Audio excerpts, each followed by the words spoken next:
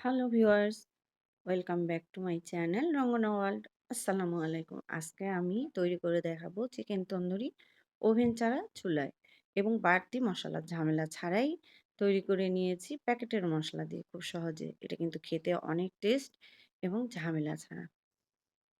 মাংসগুলো দেখতেই পেয়েছেন আমি খুব চিকন চিকন করে কেটেছি যাতে মশলা ঢুকে। আর এখন আমি আদা দিয়ে দিলাম ভর্তি করে ১ চামচ, লবণ দিয়ে দিলাম স্বাদ মতো আর লেবুর রস দিয়ে এটাকে ভালো করে মেখে নিব যাতে মসলা, লবণ ভিতরে ঢুকতে পারে। এটা মেরিনেট করে রেখে দিয়েছিলাম আমি ২০ মিনিটের জন্য। আর ভালো করে এই যে আমি দেখতেই পাচ্ছেন চিড়ে, চিড়ে আমি লবণ আর আদার মসলাটা দিচ্ছি। এরপরে যে মসলাটা আমি তৈরি করব এখানে নিয়ে নিলাম সরিষার তেল ২ টেবিল চামচের মতো। মরিচ দিয়ে দিলাম মরিচের গুঁড়া ১ চা চামচ, জিরার গুঁড়া ১ চা চামচ, ধনিয়া ১ চা চামচ, গরম মসলা ১ চা চামচ, দই দিয়ে দিয়েছি ২ টেবিল চামচ।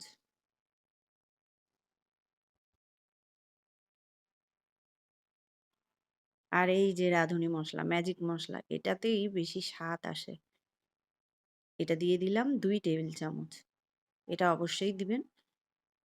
একদম রেস্টুরেন্টের মতো স্বাদ আসে। আর খেতেও অনেক জুসি লাগে। বেসন দিয়ে দিলাম ২ টেবিল চামচ। বেসনটা অবশ্যই দেয়ার চেষ্টা করবেন। তারপর মসলাগুলোকে মেখে নিতে হবে।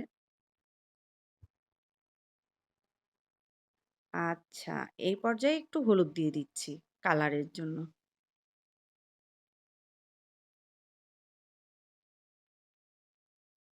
তারপর এই যে মসলাটা সুন্দর করে মেখে নিয়েছি। দেখেই কতটা সুন্দর লাগছে দেখতেই মসলাটা।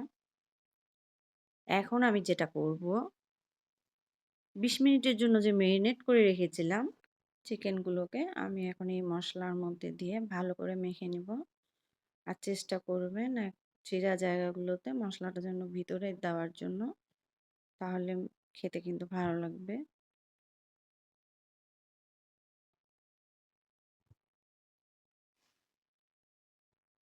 এইভাবে আমি সবগুলো চিকেন মেখে নিলাম। এটাকে আমি ২ ঘন্টার জন্য রেখে দিব। আর ২ ঘন্টা রেখে দেওয়ার চেষ্টা করবেন। আর যদি সময় না থাকে তাহলে অল্প সময় করে নিলেও হবে, সমস্যা নেই। বাকি যেই মসলাটা ছিল সেটা আমি ওর গায়ে ভালো করে মেখে দিচ্ছি। এই তো এটাকে এখন ২ ঘন্টার জন্য রেখে দিব। ২ ঘন্টার পরে আমি একটি ফ্রাই প্যান বসিয়ে দিয়েছি। আর আমি আজকে ওভেনে করব না। এটা আমি চুলায় করব। চুলায় যে এত সুন্দর তন্দুরি করা যায় না করলে সরিষার বুঝতেই তেলটা আমি পারবেন না। ব্যবহার করেছি। আশা করছি আপনারা করবেন তাহলে বুঝতে পারবেন। তেলটা এখন ভালো আমি করে গরম চিকেনগুলো করে দিয়ে নিয়েছি দিব। আর এখানে আমি সরিষার তেল দিয়ে এটাকে ভেজে নিব। তেলটা যখন আমার গরম হয়ে গেছে আমি কিন্তু ঢাকনা দিয়ে আর ঢেকে দিব গ্যাসের এবং ফ্লেমটা আমি গ্যাসের মিডিয়াম ফ্লেমটা টু আমি লো তে রেখেছি। মিডিয়াম টু লো তে সিদ্ধ রেখে হওয়া পর্যন্ত এটাকে সিদ্ধ অপেক্ষা হওয়া করব। পর্যন্ত অপেক্ষা করব। ফিরে এলাম। এখন একবার উল্টিয়ে দিব। ওভেন ছাড়া চিকেন তান্দুরি যে এত মজা হয়, চুলায় করা যায় যে এত ভালো হয়। আবারও ঢাকনা দিয়ে ঢেকে দেব। আপনারা না করলে বুঝতে পারবেন না। আমি আবার ঢাকনা দিয়ে ঢেকে দিলাম উল্টিয়ে। আবারও ফিরে এলাম। আবার ফিরে আসলাম। এইভাবেই আর বারবার বারবার উল্টিয়ে দেখতে হবে দিয়েছি যেন সিদ্ধ হওয়া মশলাটা পর্যন্ত লেগে না যায়। এইভাবে দেখে যেতে হবে, নাহলে আবার পুড়ে যাবে। কালারও কি সুন্দর কালার আসতেছে আসছে সুন্দর মাশাআল্লাহ। হচ্ছে। মা হাত ওভেন আসতেছে, ছাড়া যে চুলা হাত বেশ আসতেছে আমার। ভালো আর হয়। আর দেখে মনে হচ্ছে কিন্তু হ্যাঁ, আমি মানে ওভেনের মতো হয়েছে। চুলায় খুব সুন্দর হয়। এটা কাটে দিতে হবে না? এটা তাহলে কাটে দিস, আবার উল্টে দিস। বাকি মশলাটা আমি ভালো করে মেখে নিচ্ছি। দাঁড়াও, আবার ঢাকনা দিয়ে দিই। বন্ধ করে দাও।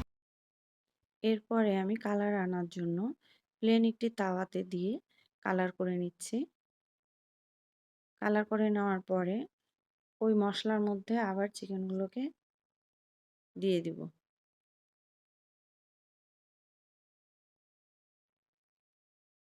এইভাবে আমি সবগুলো ভেজে নিয়েছি। এইভাবে করলে মসলাটা কিন্তু আমার পুড়ে যাবে না।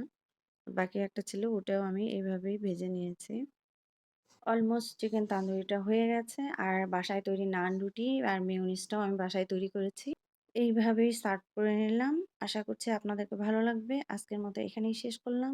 সবাই ভালো থাকবেন। আল্লাহ হাফেজ।